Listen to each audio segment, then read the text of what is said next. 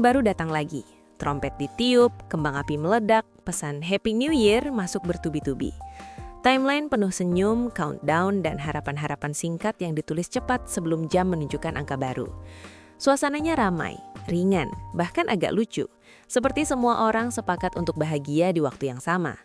Tapi di balik itu, ada perasaan aneh yang pelan-pelan muncul. Rasanya baru kemarin tahun baru.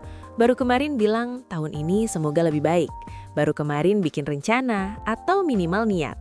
Dan sekarang tiba-tiba angka sudah berganti lagi. Tahun ini saja belum benar-benar jelas, belum sempat dipahami, tahu-tahu sudah ditinggalkan. Kita tertawa, ikut hitung mundur, tapi di kepala muncul pertanyaan kecil. Ini cepet banget atau aku yang ketinggalan? Bukan panik, bukan sedih. Lebih seperti sadar, waktu tidak memberi aba-aba. Ia berjalan dan kita ikut terbawa, sering tanpa sempat benar-benar berhenti. Lalu datanglah ritual tahunan yang sangat manusiawi, resolusi. Kata yang terdengar optimis, rapih, penuh harapan. Resolusi seolah memberi pegangan di tengah waktu yang licin. Seolah dengan menuliskan beberapa target, hidup kembali terasa punya arah. Tidak harus besar, yang penting ada sesuatu yang bisa disebut langkah ke depan. Tapi jujur saja, bahkan sebelum dijalani, resolusi kadang sudah terasa berat. Karena kalau ditanya lebih dalam, sebenarnya kita mau kemana? Apa yang ingin diubah? Apa yang ingin dikejar? Atau jangan-jangan kita hanya menulis resolusi karena semua orang melakukannya, agar tahun ini tidak terasa kosong. Di petik itulah perayaan yang ceria pelan-pelan berubah jadi refleksi. Bukan refleksi yang dramatis, tapi yang sederhana dan jujur. Tentang waktu yang cepat, hidup yang belum rapi, dan harapan yang masih kita tulis, meski tidak sepenuhnya yakin bagaimana menjalaninya. Dan dari sini, pertanyaannya bukan lagi apa resolusi tahun ini, tapi apa sebenarnya makna resolusi di hidup modern yang terus berlari seperti ini.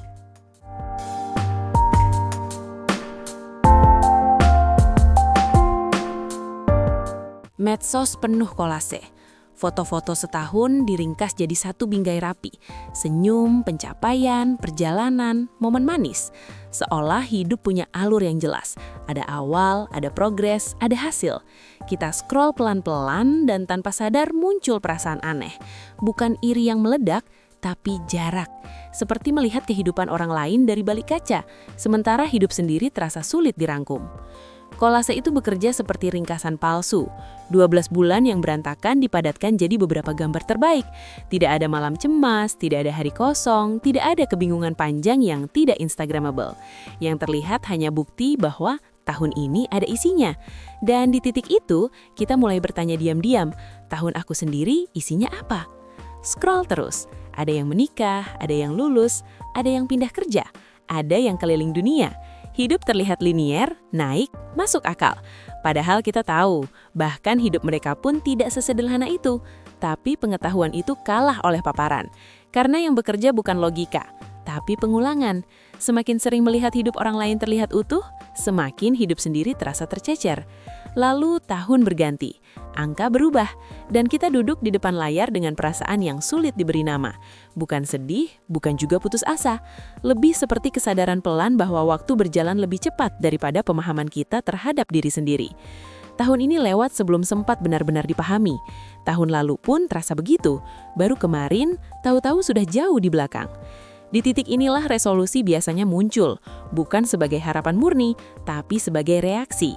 Reaksi terhadap perasaan tertinggal, reaksi terhadap kolase orang lain, reaksi terhadap waktu yang tidak memberi jeda. Kita menulis target, bukan karena tahu jalan, tapi karena tidak ingin terlihat diam.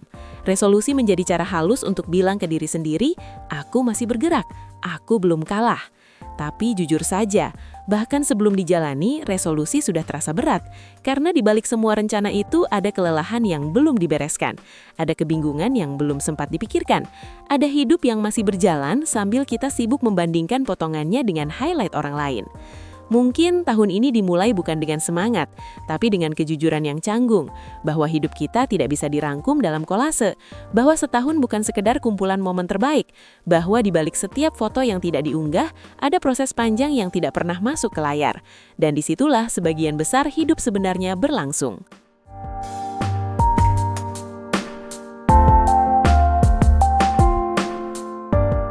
Secara ilmiah, Tahun baru itu nyaris tidak punya makna kosmik. Tidak ada riset di alam semesta. Tidak ada garis tegas yang dilintasi bumi lalu realitas berubah. Yang ada hanya revolusi bumi mengelilingi matahari, sekitar 365 hari, 5 jam, 48 menit. Gerakannya mulus, kontinu, tanpa jeda. Pada detik pergantian tahun, planet ini tidak berhenti, tidak melambat, tidak menandai apapun. Bintang-bintang tidak peduli, galaksi tetap bergerak. Waktu kosmik tidak mengenal kalender. Bahkan sistem penanggalan yang kita pakai pun arbitrer. Tahun baru 1 Januari itu hasil keputusan historis dan politis, bukan fenomena alam. Kalender Romawi, koreksi Julian, lalu Gregorian, semua upaya manusia menertibkan waktu agar cocok dengan musim, pajak, agama, dan administrasi. Jadi kalau ditanya secara sains murni, tidak ada peristiwa objektif yang terjadi di alam saat tahun berganti. Tidak ada energi baru, tidak ada awal yang sejati. Tapi justru di situ letak paradoks manusia. Walau alam semesta berjalan tanpa tanda, manusia butuh demarkasi. Otak manusia tidak bekerja nyaman dengan kontinuitas tanpa batas. Kita perlu potongan, bab, awal, akhir. Tanpa itu, hidup terasa mengalir tanpa pegangan. Tahun baru berfungsi bukan sebagai fakta kosmik, tapi sebagai alat kognitif. Cara kita memotong waktu agar bisa dimaknai. Psikologi menyebut ini temporal landmark, titik-titik waktu yang kita anggap istimewa. Ulang tahun, awal bulan, tahun baru, membantu manusia mengambil jarak dari masa lalu dan membayangkan perubahan. Bukan karena alam berubah, tapi karena narasi diri kita berubah. Kita berkata, yang lalu biarlah lalu, bukan karena hukum fisika, tapi karena kebutuhan eksistensial. Di sini sains dan filsafat bertemu. Secara fisika, waktu itu kontinu. Secara manusiawi, waktu itu harus dipatah-patah. Tanpa itu, refleksi sulit, pertobatan sulit, perencanaan sulit. Bahkan agama pun memakai demarkasi waktu, hari suci, bulan tertentu, tahun tertentu. Bukan karena Tuhan terikat waktu, tapi karena manusia hidup di dalam waktu. Jadi, resolusi tahun baru tidak punya dasar kosmik, tapi punya dasar antropologis. Ia bukan kebenaran alam, tapi kebutuhan makna. Masalahnya muncul ketika kita lupa ini, lalu menganggap demarkasi buatan sebagai tuntutan absolut. Seolah hidup harus berubah hanya karena angka berubah. Seolah gagal berubah di tahun baru berarti gagal sebagai manusia. Padahal dari sudut pandang alam semesta, kamu tidak terlambat apapun. Tidak ada countdown kosmik yang kamu lewatkan. Yang ada hanya manusia dengan kesadaran akan waktu, mencoba bertahan di antara kontinuitas alam dan keterbatasan dirinya sendiri. Tahun baru bukan awal yang nyata. Ia hanya kesepakatan kolektif untuk berhenti sejenak, melihat ke belakang, lalu berjalan lagi. Dan mungkin itu sudah cukup. Tidak sakral secara kosmik, tapi sangat manusiawi.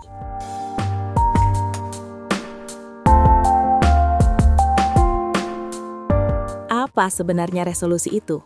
Kalau ditarik dari asal katanya, resolution berarti keputusan, ketegasan, niat yang diikat. Dalam pengertian klasik, resolusi bukan daftar target, tapi sikap batin. Keputusan tentang bagaimana seseorang akan hidup di tengah dunia yang tidak sepenuhnya bisa ia kendalikan. Ini penting, karena sejak awal, resolusi tidak pernah dimaksudkan sebagai alat menjamin hasil. Ia hanya soal posisi manusia terhadap hidup. Dalam filsafat Stoa, misalnya, resolusi tidak pernah diarahkan pada hasil eksternal. Epictetus dengan jelas membedakan antara hal-hal yang berada dalam kendali kita dan yang tidak. Resolusi, bagi Stoa, hanya masuk akal kalau diarahkan ke yang pertama, sikap, penilaian, cara merespons. Bukan kemenangan, bukan status, bukan hasil. Kalau resolusi kita bergantung pada dunia agar berjalan sesuai rencana, sejak awal ia sudah rapuh. Di sini resolusi bukan janji sukses, tapi latihan menerima keterbatasan. Aristoteles melihatnya sedikit berbeda. Ia tidak bicara resolusi tahunan, tapi telos, tujuan hidup. Namun, tujuan ini bukan target jangka pendek, melainkan kehidupan yang dijalani secara berulang melalui kebiasaan. Hidup baik bukan dicapai lewat satu keputusan besar, tapi lewat praktik sehari-hari yang sering membosankan. Tidak dramatis, tidak heroik. Dalam kerangka ini, resolusi modern kita justru aneh. Terlalu fokus pada hasil, terlalu sedikit perhatian pada kehidupan konkret yang harus dijalani setiap hari. Masuk ke era modern, nada ini berubah drastis. Dengan runtuhnya tujuan kosmik dan religius yang tunggal, resolusi pelan-pelan bergeser menjadi proyek individual. Nietzsche membaca ini dengan tajam. Ketika Tuhan mati, manusia tidak otomatis bebas. Ia justru terbebani oleh tugas menciptakan makna sendiri. resolusi lalu menjadi alat untuk membuktikan bahwa hidup ini menuju sesuatu. Masalahnya, makna yang diciptakan sering rapuh dan mudah runtuh ketika realitas tidak kooperatif. Di abad ke-20, kritik makin keras. Heidegger tidak pernah bicara resolusi secara eksplisit, tapi gagasannya tentang authenticity relevan. Hidup yang autentik bukan hidup yang penuh target, tapi hidup yang sadar akan keterbatasan, kematian, dan ketidakpastian. Resolusi, kalau hanya jadi pelarian dari kecemasan eksistensial, justru membuat kita hidup tidak otentik, sibuk mengatur masa depan supaya tidak perlu berhadapan dengan kegelisahan hari ini. Byung-Chul Han membawa kritik ini ke konteks kontemporer. Di tangannya, resolusi berubah menjadi instrumen performa. Kita tidak lagi hidup dalam logika aku harus, tapi aku bisa. Dan justru karena itu, kita menuntut diri tanpa henti. Resolusi tidak lagi tentang kebajikan atau makna, tapi tentang optimasi. Diri diperlakukan seperti proyek startup, harus terus berkembang, terus naik, terus efisien. Di sini resolusi kehilangan sifat reflektifnya dan menjadi alat eksploitasi diri. Psikologi modern pun mengamini sebagian kritik ini. Penelitian tentang goal setting menunjukkan bahwa tujuan yang terlalu bergantung pada hasil eksternal sering meningkatkan stres, rasa gagal, dan kelelahan, terutama ketika variabel di luar kendali besar. Ironisnya, resolusi sering disarankan justru di momen paling rapuh, saat kita lelah, reflektif, dan merasa tertinggal. Secara mental, ini waktu yang buruk untuk membuat janji besar. Jadi, kalau kita kumpulkan semua ini, satu hal menjadi jelas, resolusi tidak pernah netral. Ia selalu membawa asumsi tentang apa itu hidup yang baik, apa itu manusia yang berhasil, dan sejauh mana dunia bisa dikendalikan. Ketika asumsi-asumsi itu tidak kita sadari, resolusi berubah dari alat refleksi menjadi beban eksistensial.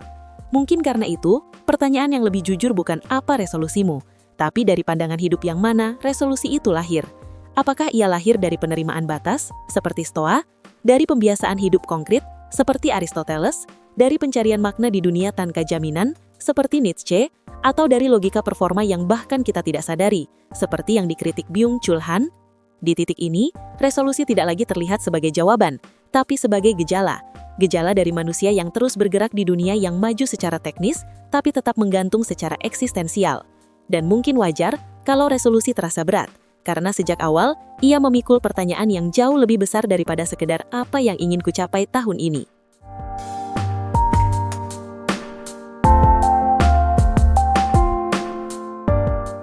Kalau dilihat lebih dekat, resolusi modern sebenarnya punya bentuk yang cukup jelas dan berulang.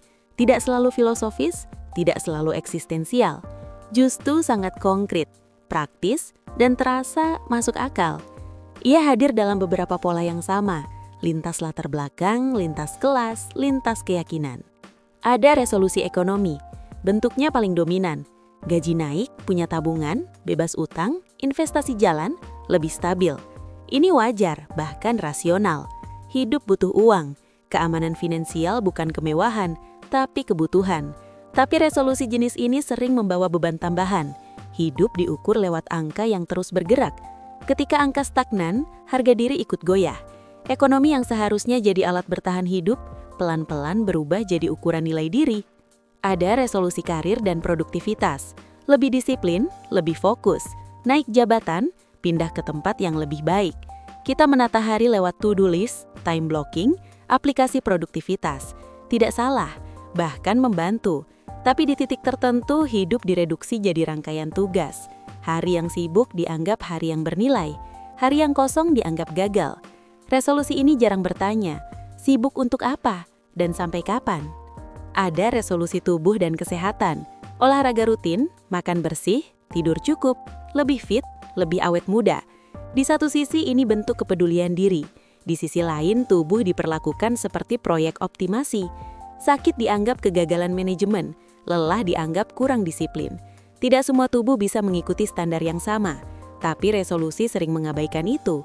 Tubuh yang seharusnya tempat hidup berubah jadi objek yang harus terus diperbaiki. Ada resolusi relasi, menikah tahun ini, punya pasangan, memperbaiki hubungan, lebih sabar, lebih hadir. Hubungan diperlakukan seperti fase yang harus dicapai tepat waktu, padahal relasi manusia jarang tunduk pada kalender. Cinta tidak selalu bisa dipercepat, kedewasaan emosional tidak selalu sejalan dengan usia. Tapi resolusi relasi sering lahir dari perbandingan sosial, bukan dari kesiapan batin. Ada juga resolusi spiritual dan religius. Lebih rajin ibadah, lebih dekat dengan Tuhan, lebih taat. Ini sering datang dari keinginan tulus untuk menemukan pegangan. Tapi bahkan spiritualitas pun tidak luput dari logika target. Frekuensi, konsistensi, progres. Iman diukur lewat checklist, kedalaman batin diganti angka. Di titik itu, yang sakral pun bisa terasa mekanis. Kalau disederhanakan, resolusi modern bergerak di dua arah utama, to do dan to be. Apa yang harus dilakukan dan harus menjadi apa? Kita ingin melakukan lebih banyak, sekaligus menjadi versi diri yang lebih baik. Tidak salah, tapi ketika dua arah ini tidak disertai pemahaman konteks hidup yang nyata, resolusi berubah menjadi tekanan tanpa bentuk. Yang jarang dibicarakan adalah bahwa resolusi-resolusi ini lahir dari dunia yang kompleks dan tidak stabil. Ekonomi tidak pasti, hubungan cair, identitas fleksibel, keyakinan beragam. Resolusi mencoba memberi kepastian di tengah ketidakpastian itu. Ia netral pada niat, tapi berat pada praktik. Ia terlihat sederhana di atas kertas, tapi bertabrakan dengan realitas sehari-hari. Mungkin itulah kenapa banyak resolusi tidak gagal secara dramatis, tapi memudar, bukan karena tidak penting, tapi karena hidup terlalu penuh untuk disederhanakan jadi daftar. Resolusi modern bukan cerminan kelemahan individu, tapi cermin dari dunia yang menuntut banyak hal sekaligus, dari tubuh, dari pikiran, relasi, bahkan iman, tanpa benar-benar memberi ruang bernafas.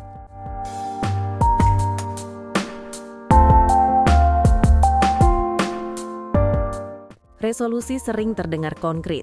Turun sekian kilo, pindah kerja, lebih disiplin, lebih tenang, lebih jadi. Targetnya jelas, kalimatnya rapi, tapi hampir selalu ada satu lubang besar yang kita abaikan. Tujuan datang tanpa jalan. Kita menuliskan apa yang ingin dicapai, tapi tidak pernah benar-benar tahu bagaimana hidup sehari-hari harus diubah supaya ke sana. Tidak ada peta, tidak ada ritme baru, tidak ada cara hidup yang benar-benar berbeda.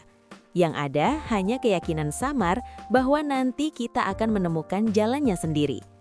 Padahal hidup tidak menyediakan jalan otomatis hanya karena kita menuliskan target. Kita tetap bangun di pagi yang sama, dengan tubuh yang sama, kebiasaan yang sama, masalah yang sama. Resolusi mengandaikan seolah kita bisa berdiri di luar hidup kita sendiri, lalu mengatur ulang segalanya dari atas. Begitu realitas masuk, energi turun, masalah muncul, keadaan berubah, resolusi mulai goyah. Bukan karena niatnya salah, tapi karena dunia tidak ikut menandatangani rencana itu. Banyak hal berada di luar kendali, namun resolusi sering berpura-pura seolah hidup ini sistem tertutup yang bisa diatur dengan kemauan pribadi saja. Disinilah kritik Byung-Chul Han terasa relevan. Dalam masyarakat sekarang, kita tidak lagi dipaksa oleh orang lain. Kita mendorong diri kita sendiri, kita menjadi sekaligus majikan dan buruh bagi diri sendiri. Self-improvement terdengar bebas dan positif, tapi di balik itu ada logika eksploitasi yang halus. Kita menekan diri atas nama pengembangan diri. Tidak ada cambuk, tidak ada perintah, tapi tuntutannya justru lebih kejam karena datang dari dalam. Kita gagal, lalu menyalahkan diri. Kita lelah, lalu merasa kurang kuat. Ironinya, resolusi bisa gagal baik saat ada tekanan eksternal maupun saat tidak ada tekanan sama sekali. Saat hidup penuh tuntutan, kerja, ekonomi, keluarga, resolusi terasa seperti beban tambahan. Tapi ketika tekanan itu berkurang, ketika tidak ada yang memaksa, hasilnya sering sama. Kita juga tidak bergerak. Ini menunjukkan bahwa masalahnya bukan sekadar tekanan atau kebebasan, tapi struktur hidup yang sudah sepenuhnya dibentuk oleh logika produktivitas. Bahkan ketika kita bebas, cara kita memikirkan diri sendiri masih memakai bahasa target, progres, dan performa. Dalam logika ini, bahkan istirahat pun harus produktif, bahkan tenang pun harus menghasilkan. Resolusi menjadi cara baru untuk terus bekerja pada diri sendiri tanpa henti. Kita berlari bukan karena dikejar, tapi karena merasa harus terus meningkat. Dan ketika kita tidak mampu, kelelahan itu berubah menjadi rasa bersalah. Inilah bentuk kelelahan khas zaman ini. Bukan lelah karena dipaksa, tapi lelah karena terus mendorong diri sendiri. Di titik ini resolusi menjadi absurd. Kita diminta berubah di dunia yang tidak stabil dengan alat yang tidak lengkap sambil tetap hidup dalam sistem yang sama. Kita diminta berlari, tapi jalannya tidak pernah benar-benar disediakan. Ketika kita tersandung, penjelasan paling mudah selalu sama.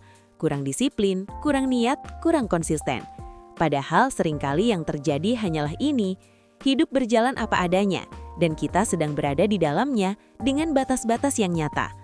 Mungkin itu sebabnya banyak resolusi tidak berakhir dengan kegagalan dramatis, tapi menguap perlahan.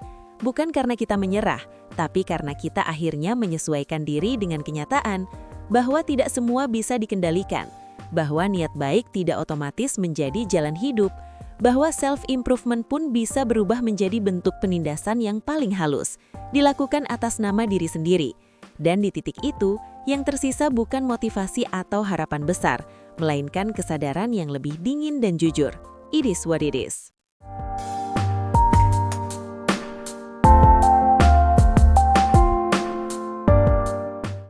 Masalahnya sering jauh lebih sederhana, sekaligus lebih telanjang. Kita tidak tahu harus berbuat apa dan tidak tahu harus menjadi siapa. Tidak perlu baca filsafat berat untuk merasakannya. Cukup bangun pagi, buka ponsel, lihat opsi hidup berseliweran, lalu sadar, tidak ada satupun yang benar-benar terasa jelas. Kebingungan ini bukan konsep akademik, ia pengalaman sehari-hari. Dulu, pilihan hidup relatif sempit. Lahir di lingkungan tertentu, jalannya kurang lebih sudah tersedia. Sekarang justru sebaliknya, opsi terlalu banyak, tapi makna tidak ikut bertambah. Kita bisa jadi apa saja, tapi tidak tahu kenapa harus jadi sesuatu. Disinilah kecemasan modern muncul, bukan karena kurang kebebasan, tapi karena kelebihan kebebasan. Soren Kierkegaard menyebut ini sebagai kecemasan karena kemungkinan. Ketika segalanya mungkin, setiap pilihan terasa mengerikan. Memilih A berarti membunuh semua versi diri yang mungkin jadi B, C, atau D. Dan karena hidup hanya satu, setiap pilihan terasa final.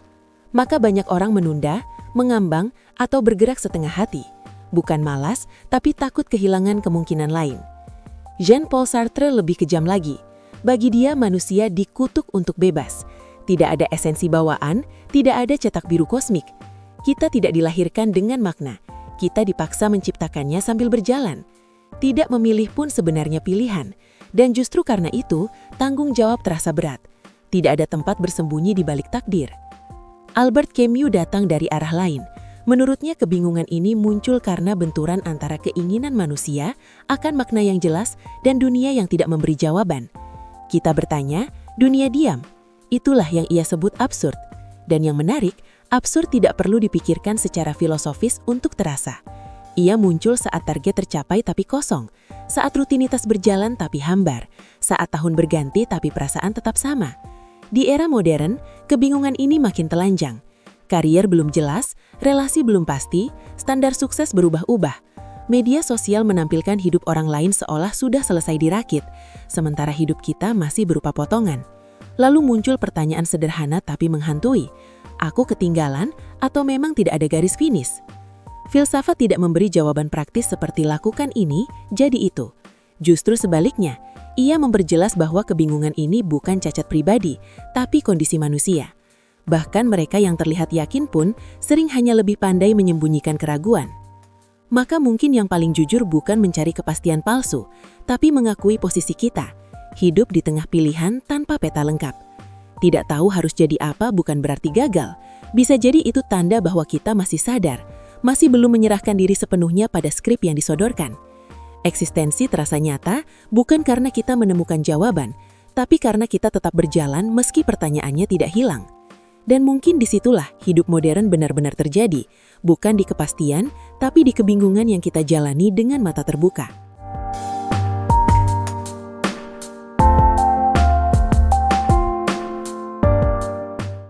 Lapisan realitas yang bikin semua ini makin berat, hidup modern yang serba tidak pasti, tapi menuntut kepastian.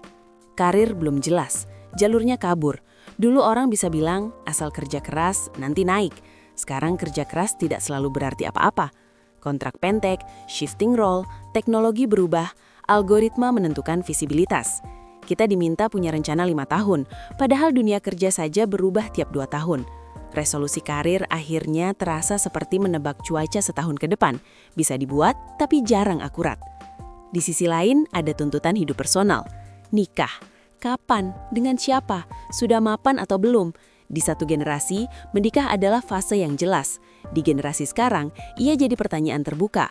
Bukan cuma soal cinta, tapi ekonomi, stabilitas, kesiapan mental, bahkan identitas diri. Ada yang menikah cepat dan terlihat bahagia, ada yang menunda dan dicurigai, ada yang tidak menikah dan dianggap belum sampai. Tidak ada jalur tunggal, tapi tekanan tetap ada. Resolusi hidup pun jadi rancu, mengejar kestabilan atau menjaga kewarasan. Semua ini diperparah oleh media sosial. Kita hidup di dunia yang tidak hanya menampilkan kehidupan, tapi menyederhanakannya. Feed memperlihatkan garis lurus, lulus, kerja, nikah, sukses, bahagia. Tidak ada ruang untuk kebingungan, transisi, atau hidup yang tidak sinkron. Kita membandingkan proses kita dengan hasil akhir orang lain, lalu menyalahkan diri karena tertinggal. Resolusi lahir bukan dari kebutuhan batin, tapi dari tekanan visual yang terus-menerus. Ironinya, kita tahu media sosial tidak utuh, tapi tetap terpengaruh. Karena manusia tidak hidup dari logika saja, tapi dari pengakuan. Kita ingin terlihat bergerak, berkembang, tidak diam. Maka resolusi menjadi bukti eksistensi. Selama kita punya rencana, hidup kita terlihat sah. Padahal mungkin yang kita butuhkan bukan validasi bahwa kita sedang naik, tapi kejujuran bahwa kita sedang mencari. Realitas modern membuat kita hidup di antara dua ketegangan. Terlalu banyak pilihan, tapi terlalu sedikit kepastian. Kita bebas memilih, tapi setiap pilihan terasa berisiko.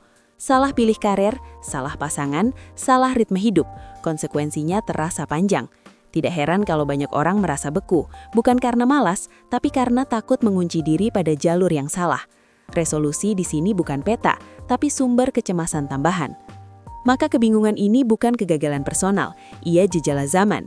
Dunia berubah cepat, tapi ekspektasi tetap berat. Kita diminta jelas di dunia yang tidak jelas, diminta yakin di realitas yang cair.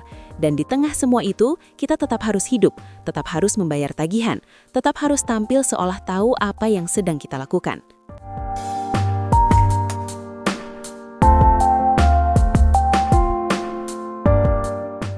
Kalau bukan resolusi, lalu apa?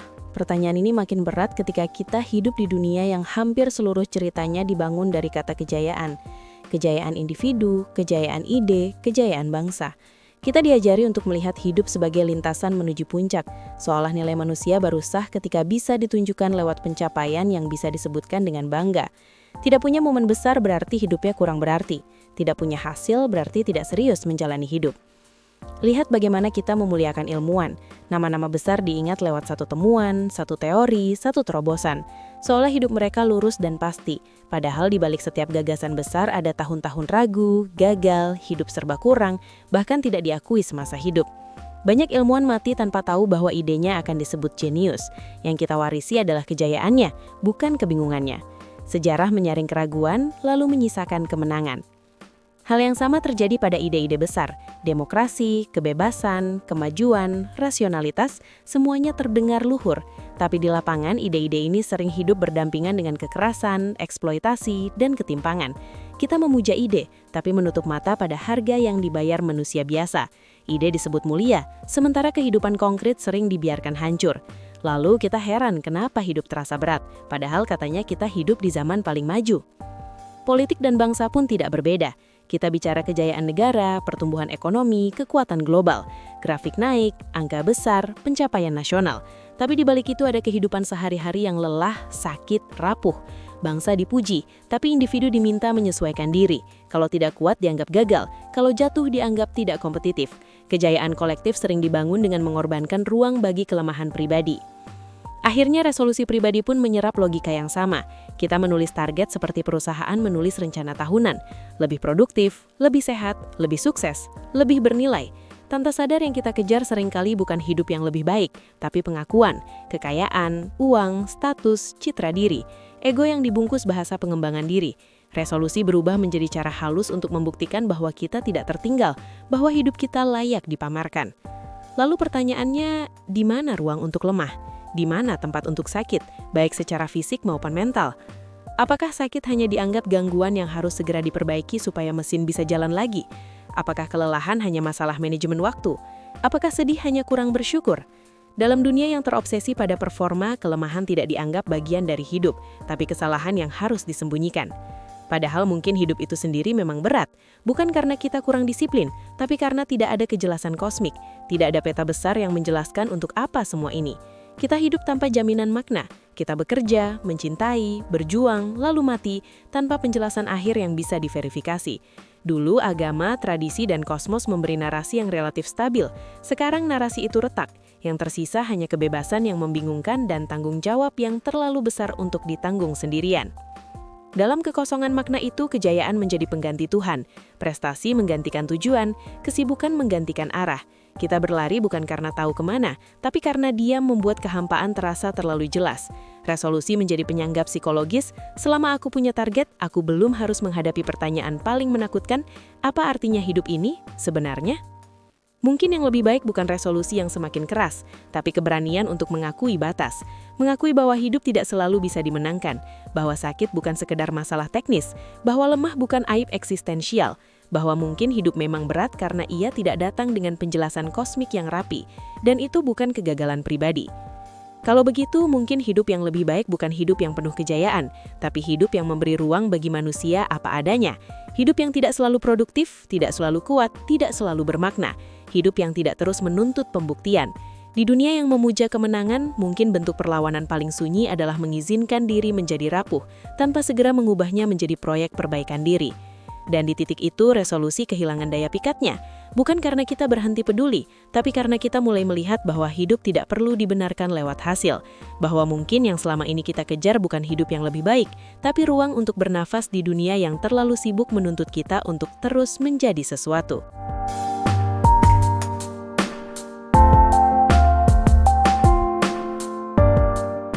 Semua ini bukan ajakan untuk membenci resolusi, bukan juga upaya merasa lebih dalam hanya karena mengkritik. Tidak ada gagasan yang kebal dari kritik, termasuk kritik itu sendiri. Setiap ide selalu melahirkan pertanyaan baru, dan itu bukan cacat berpikir, itu kondisi manusia. Jadi ini bukan tentang membuang resolusi, bukan tentang berhenti bergerak, apalagi merayakan kebuntuan. Hidup tetap berjalan, sistem tetap bekerja, tagihan tetap datang. Tidak ada ruang untuk ilusi bahwa kita bisa keluar begitu saja dari semua itu.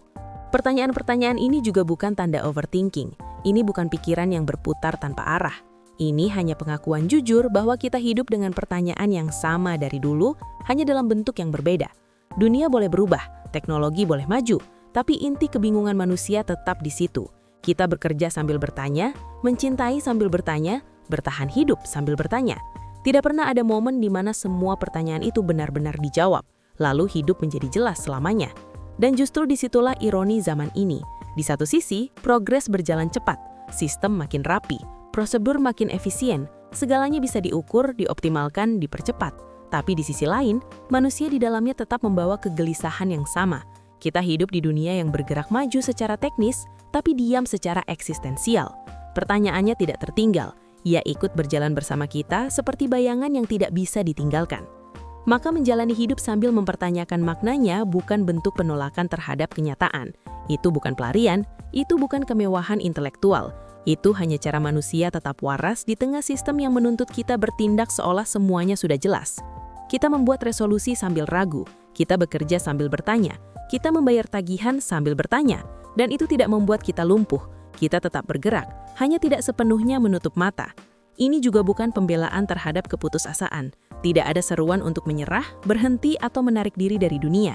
Justru sebaliknya, ini penolakan terhadap sikap hidup otomatis, terhadap hidup yang dijalani seperti mesin yang hanya merespons perintah dan target. Bertanya bukan berarti berhenti berjalan. Bertanya berarti berjalan tanpa sepenuhnya berbohong pada diri sendiri. Mungkin yang kita cari bukan kepastian, tapi kewarasan. Bukan jawaban final, tapi ruang untuk ragu tanpa langsung dianggap lemah. Kita bisa tetap membuat resolusi, tetap punya tujuan, tetap ingin hidup lebih baik, tanpa harus mengubah diri menjadi robot yang selalu yakin, selalu optimis, selalu siap. Kita bisa bergerak sambil sadar bahwa banyak hal tidak pernah benar-benar jelas. Dan mungkin itu posisi paling manusiawi yang tersisa hari ini. Hidup di tengah sistem yang terus berjalan, sambil tetap menyisakan ruang untuk bertanya, tanpa berharap pertanyaan itu akan pernah selesai. Bukan karena hidup tidak punya makna, tapi makna tidak pernah datang dalam bentuk yang rapi. Ia muncul sebentar, menghilang, lalu muncul lagi. Sementara kita terus berjalan, bukan sebagai mesin yang sempurna, tapi sebagai manusia yang sadar bahwa kebingungan adalah bagian dari perjalanan itu sendiri.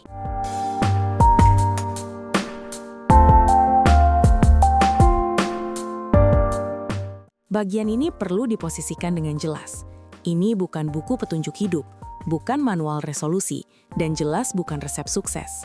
Lebih tepat disebut kumpulan pertimbangan, hal-hal yang mungkin layak dipikirkan sebelum menulis satu baris pun resolusi. Bukan untuk membuat hidup rapi, tapi agar kita tidak sepenuhnya buta saat melangkah. Pertama, antara rutinitas dan ad hoc. Banyak resolusi runtuh karena kita menaruh harapan pada momen besar, motivasi, mood, inspirasi. Padahal hidup justru berjalan lewat hal kecil yang diulang.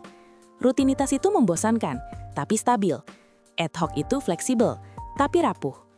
Resolusi yang hanya rutinitas bisa terasa mekanis dan mati. Resolusi yang hanya ad hoc biasanya tidak pernah terjadi. Yang lebih jujur adalah kombinasi. Ada struktur minimal, tapi ada ruang bernafas ketika hidup tidak kooperatif. Kedua, antara hari kewajiban dan malam sunyi. Siang hari kita hidup dalam peran, pekerja, anak, pasangan, warga, objek sistem. Banyak resolusi ditulis dari sudut pandang ini. Apa yang harus dikejar, diperbaiki, dituntaskan. Tapi seringkali keputusan paling jujur justru muncul di malam sunyi, saat tidak ada tuntutan, tidak ada penonton. Pertanyaannya, resolusimu lahir dari kewajiban sosial atau dari percakapan diam dengan diri sendiri?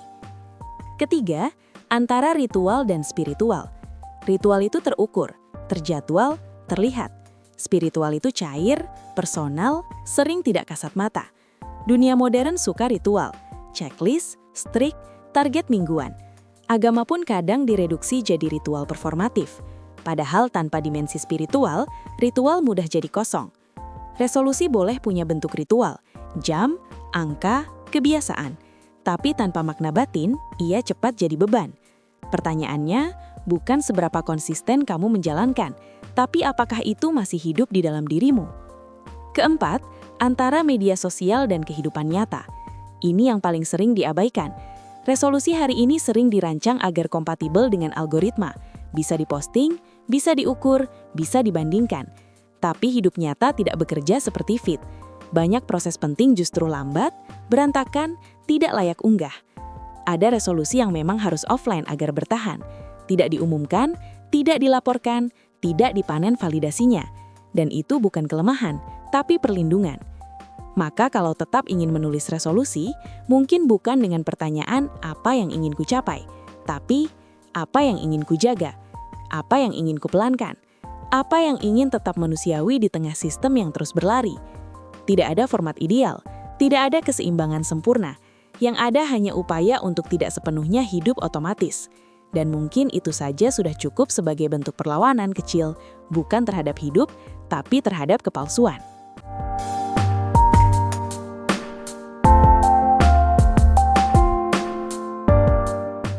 Lucu ya, malam yang harusnya sederhana. Teriakan hitung mundur, trompet, kembang api meledak. Malah jadi momen refleksi. Di tengah bising itu tiba-tiba pikiran justru sunyi. Semua orang merayakan awal, tapi kamu malah bertanya, ini awal dari apa sebenarnya? Lampu menyala, notifikasi masuk, ucapan Happy New Year berseliweran. Ada yang benar-benar dapat semangat baru, dan itu sah. Ada yang optimis, merasa tahun ini akan berbeda. Tapi ada juga yang berdiri di situ tanpa euforia. Tidak sedih, tidak bahagia, hanya sadar. Sadar bahwa hidup tidak otomatis berubah, hanya karena jam lewat tengah malam. Dan mungkin itu juga sah. Di tengah trompet dan kembang api, kamu tidak menemukan resolusi besar. Tidak ada janji heroik, tidak ada versi baru dirimu. Yang ada hanya satu fakta sederhana, kamu masih di sini. Masih manusia, dengan pertanyaan yang sama, beban yang belum selesai, dan waktu yang tetap berjalan tanpa menunggu jawabanmu. Mungkin ada yang mendapatkan spirit baru, mungkin ada yang tidak, dan mungkin tidak semua orang harus. Hidup tidak mewajibkan kita selalu optimis, selalu yakin, selalu siap. Kadang cukup hadir, cukup jujur pada kebingungan sendiri, sudah merupakan bentuk keberanian. Jadi di tengah bising perayaan itu, kalau kamu sempat berpikir, bukan karena ingin jadi filosof, tapi karena memang tidak bisa menghindar, itu bukan kegagalan menikmati hidup. Itu tanda kamu masih hidup sepenuhnya, bukan sekadar ikut hitung mundur. Tidak semua orang memulai tahun dengan semangat. Sebagian memulainya dengan kesadaran. Dan di dunia yang terus berteriak agar kita cepat, mungkin berhenti sejenak untuk berpikir sebagai manusia biasa, itu sendiri sudah cukup radikal. Jadi, apakah kamu dapat new spirit? Atau hanya tetap berjalan dengan batu yang sama, tanjakan yang sama, dan kesadaran penuh bahwa batu itu tetap harus didorong? Kalau iya, mungkin kamu sudah lebih siap daripada yang kamu kira. Selamat Tahun Baru!